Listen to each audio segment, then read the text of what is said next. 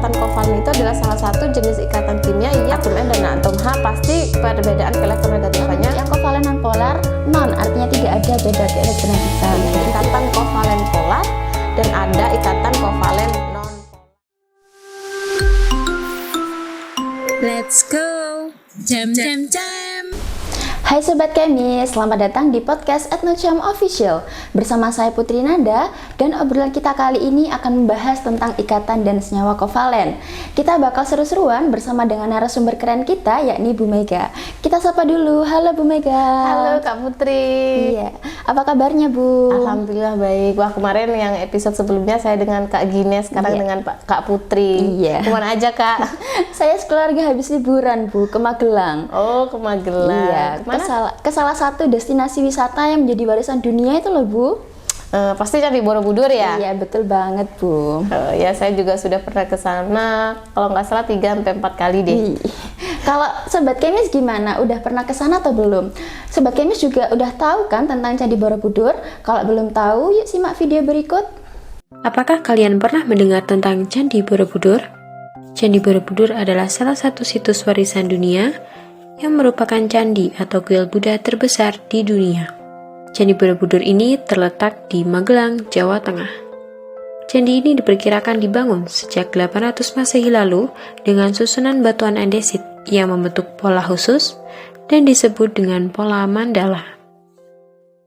Wah, menarik ya Kak Putri ya, ternyata Candi Borobudur itu dari saya kecil sampai sekarang juga tidak jauh berbeda ya. Iya. Seperti itu. Iya, saya juga senang Bu kalau sudah berbicara tentang peninggalan-peninggalan zaman dahulu gitu. Kayak setiap bagiannya tuh menarik untuk dikaji lebih dalam lagi. Iya benar. Apalagi Candi Borobudur ini kalau kita mau menarik ke kimia juga bisa loh Kak Putri. Kita bisa belajar dari Candi Borobudur. Wah iya Bu. Iya. Tadi kan di video disebutkan bahwa Candi Borobudur itu terbuat dari batu-batuannya itu terbuat dari jenis batuan andesit. Tahu enggak apa itu batuan andesit? Belum tahu Bu. Oh, belum tahu ya. Jadi batuan andesit itu salah satu jenis batuan yang secara struktur dan juga teksturnya itu sangat keras ya. Dari teksturnya yang keras itu sehingga dia sifatnya tahan terhadap erosi, tahan terhadap perubahan iklim, tahan terhadap perubahan cuaca, tahan terhadap hujan, matahari ya, dengan segala macam kondisi lah, sehingga batu ini akan long lasting gitu Kak Putri. Jadi awet semacam begitulah ya. Maka nggak heran bahwa Candi Borobudur dari dulu sampai sekarang ya sangat masih terjaga gitu ya, kualitas dan bangunannya seperti itu. Dan Sobat Kemis tahu nggak kalau batuan andesit itu ternyata dia mengandung silika dengan konsentrasi yang tinggi loh Kak Putri. Wah iya Bu, saya baru tahu loh Bu. Saya tahunya itu silika itu digunakan untuk menyerap kelembapan pada tas dan sepatu baru gitu. Oh tidak, silika itu banyak sekali kegunaannya dan di dalam kehidupan sehari-hari kita itu juga dekat dengan kita. Ya contohnya tadi yang ada di Borobudur ya, SiO2 itu, terus kemudian di kaca juga silika, terus kemudian pasir, kemudian di pasir pantai juga itu semua silika Kak Putri. Oh iya Bu. Kalau untuk konteks Candi Borobudurnya sendiri tuh silika ini dalam wujud apa ya Bu? Dalam bentuk senyawa SiO2 Kak Putri. Nah kita kan mau bicara tentang ikatan kovalen ya. Iya. Nah ternyata SiO2 itu termasuk senyawa kimia dengan ikatannya ikatan kovalen Kak Putri. Wah, jadi awalnya yang kita membahas tentang konteks Candi Borobudur ternyata juga bisa dikaji ya Bu dalam konteks ikatan kimia, yakni ikatan kovalen ya Bu. Iya betul. Mungkin bisa dijelaskan Bu apa itu senyawa kovalen? Jadi Sobat Kemis dan Kak Putri, senyawa kovalen itu adalah salah satu jenis ikatan kimia yang di dalamnya itu terdapat ikatan kovalen. Iya. Nah, ikatan kovalen itu apa? Nah, ikatan kovalen itu adalah salah satu jenis ikatan kimia yang di dalamnya itu melibatkan pemakaian elektron secara bersama-sama. Iya. Nah, seperti itu. Dan ada lagi syaratnya Kak. Kalau kita tinjau dari keelektronegatifan dari unsur-unsur penyusun senyawa tadi ya, itu perbedaan keelektronegatifan unsur-unsur penyusunnya itu harus kurang dari 1,7 skala Pauling. Dulu yang di episode sebelumnya saya juga sudah pernah menyinggung nih dan ngobrol-ngobrol dengan Kak Gines tentang keelektronegatifan dengan hubungannya dengan jenis ikatan kimia, Kak. Jadi seperti itu. Oke. Mungkin kalau untuk jenis dari ikatan kovalennya sendiri apakah ada ya, Bu?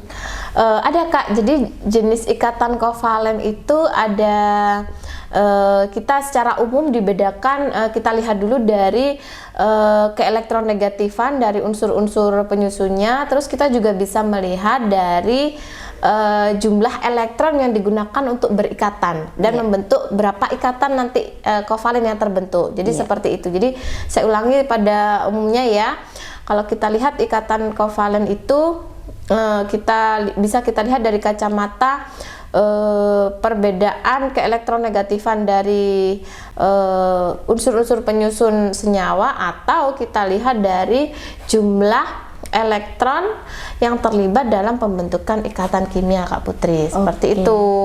Ya, bisa dijelaskan dulu ya, Bu, tentang jenis dari ikatan kovalen yang berdasarkan keelektronegatifan tadi.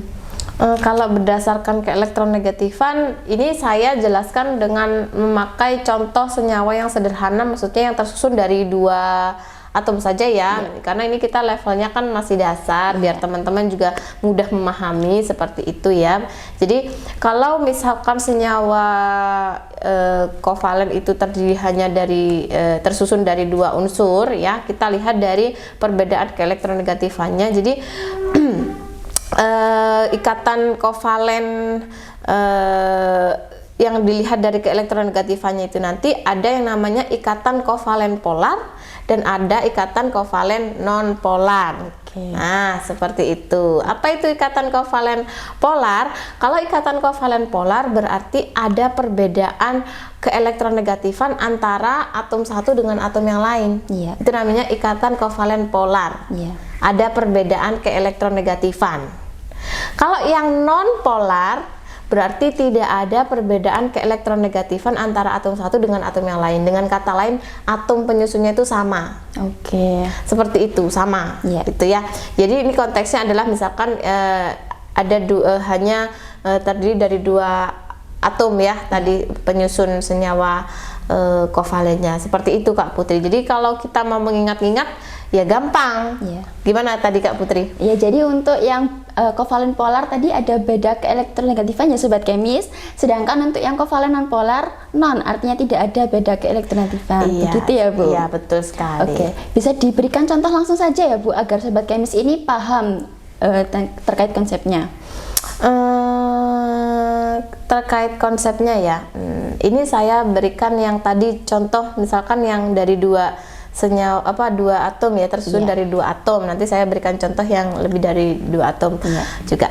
Kalau yang dari 2 atom itu misalkan asam klorida atau HCl. HCl itu kan terdiri dari atom hidrogen dan klor ya. Nah, mereka berbeda tuh keelektronegatifannya. Sangat berbeda, dan ketika kita hitung perbedaan keelektronegatifan antara atom H dan Cl, dia nanti perbedaannya kurang dari 1,7 skala Pauling. Coba teman-teman di rumah mencoba menghitung perbedaan dari atom H dan Cl, pasti kurang dari 1,7 skala Pauling. Maka ikatannya namanya ikatan kovalen polar.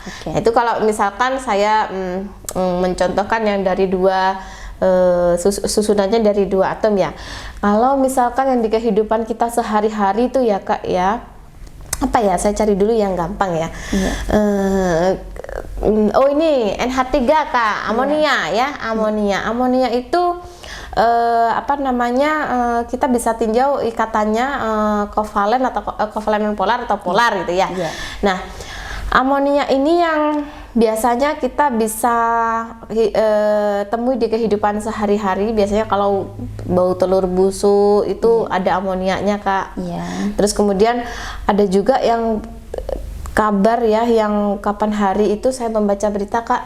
Jadi amonia ini adalah dia ditemukan sebagai ini Kak, apa namanya, cemaran, senyawa cemaran di suatu sungai di Serayu. Oke. Jadi ternyata pada saat itu saya membaca berita ada fenomena bahwa NH3 atau amonia ini dideteksi sebagai cemaran Sungai Serayu yang menyebabkan ikan-ikan di Sungai Serayu itu pada mati. Banyak sekali, jadi berserakan begitu Kak.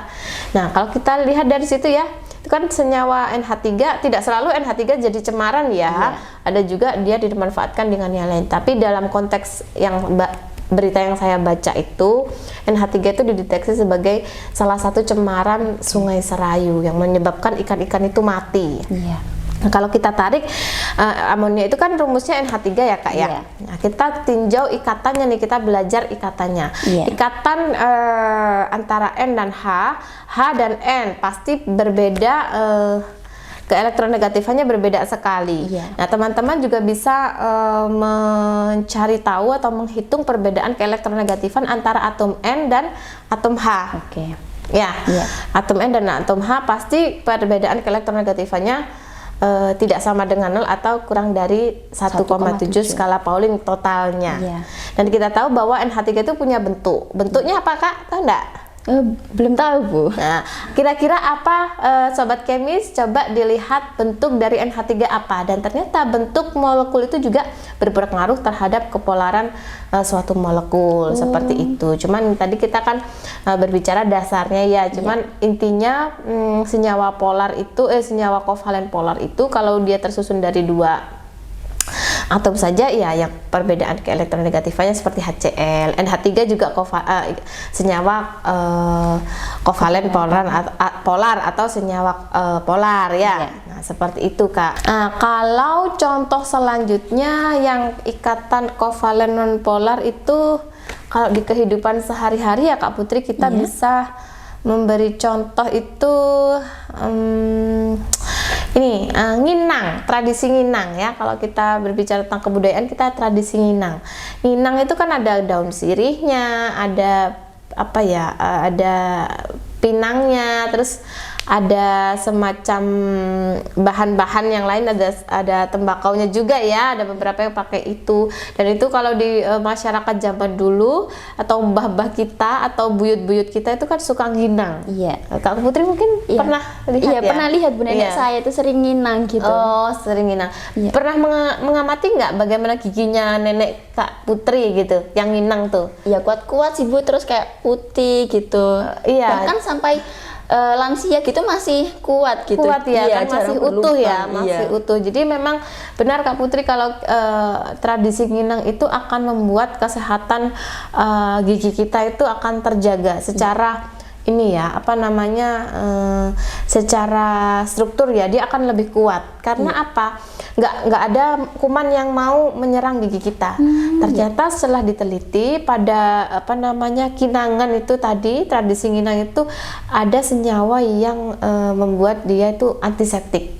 Apa itu kira-kira? Apa ya Bu? Ternyata ada iodinnya Kak. Oh ya. Jadi ada iodinnya. Iodin yang senyawa yang buat nginang itu ternyata ada iodinnya.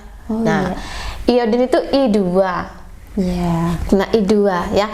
I2 ini adalah salah satu contoh dari senyawa senyawa yang ikatannya kovalen non polar. Kenapa? Karena tidak ada perbedaan keelektronegatifan antara I dan I kan, sama-sama kan I2 berarti dia tersusun antara I dan I2. Tidak ada perbedaan, kalau kita kurangkan kan jadi 0. Oh ya, jadi perbedaan keelektronegatifanya. Jadi saling meniadakan gitu ya Bu. Betul sekali. Kalau perbedaan kan kita harus mengurangkan ya, ada selisihnya berapa. Ternyata kan nggak ada selisih 0. Maka I2 ini adalah salah satu contoh senyawa dengan ikatan kovalen non polar Kak Putri. Seperti itu. Tadi kan Bu Mega sempat menyinggung Bu, kalau misal keelektronegatifan ini tidak hanya berpengaruh pada kepolaran molekul, tapi ada faktor-faktor lain. Itu apa ya Bu? Tadi yang saya sudah sebutkan tadi di awal ya.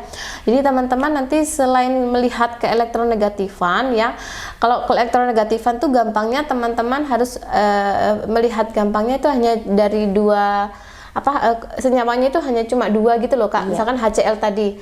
Maksud saya senyawanya itu tersusun dari 2 atom yang berbeda. Jadi kan kita langsung bisa menjumlah mencari bedanya tuh karena cuma 2 aja seperti HCl atau KBr atau kalau KBr ionika atau HI atau HF gitu ya. Nah, itu kalau cuma 2 itu bisa langsung kita lihat perbedaan keelektronegatifannya. Tapi kalau dia lebih dari 1 atom penyusun dari senyawa itu kan di sekeliling kita atau senyawa-senyawa kimia itu kan lebih banyak banget yang tersusun dari lebih dari 1 atom ya Kak ya. Seperti tadi NH3, H2O, kemudian kloroform, terus kemudian CH4. Nah, itu Kak Putri selain melihat keelektronegatifannya harus melihat geometri molekulnya atau struktur dari senyawa itu Kak, karena itu juga sangat berpengaruh terhadap penentuan senyawa itu polar atau non polar. Bisa jadi nanti ikatannya adalah ikatan kovalen polar, tapi senyawanya secara keseluruhan itu, senyawa secara utuh itu non polar Kak. Oh iya. Iya, itu harus dilihat dulu dari geometri molekulnya atau bentuk molekulnya, karena ada nanti banyak sekali senyawa-senyawa kalau nanti kita hitung keelektronegatifannya atau momen dipolnya ya, momen dipolnya kita jumlahkan dengan secara vektor itu saling meniadakan, sehingga dia itu walaupun ikatannya kovalen polar, dia nanti senyawanya ternyata non polar Kak. Teman-teman mungkin bisa mencari tahu lebih dalam tentang apa itu momen dipol atau apa itu dipol ikatan seperti itu ya, bisa bertanya kepada guru atau sobat-sobat kemis yang lain, karena itu sangat penting Kak. Seperti itu. Jadi tidak hanya beda keelektronegatifan saja ya Bu yang menjadi pengaruh, tapi juga ada momen dipol. Tapi momen dipol ini bisa menjadi materi prasyarat atau sobat kemis bisa memahami momen dipol untuk bahasan topik ikatan selanjutnya, yaitu geometri molekul ya Bu. Iya betul, karena saling berhubungan. Memang kimia itu tidak bisa terpisah-pisah begitu ya. Iya. Lanjut Bu, tadi kan kita sudah membahas tentang jenis ikatan kovalen berdasarkan keelektronegatifan ya Bu. Selanjutnya tadi kan Bu Mega membahas tentang jenis ikatan kovalen berdasarkan jumlah pasangan elektron yang berikatan. Ya, itu gimana Bu? Ikatan kovalen itu ada 3. Ikatan kovalen tunggal, ikatan kovalen rangkap 2, dan kovalen koordinasi. Ini pasangan elektronnya ada ikatan kovalen tunggal, rangkap 2, dan rangkap 3. Ikatan kovalen koordinasi.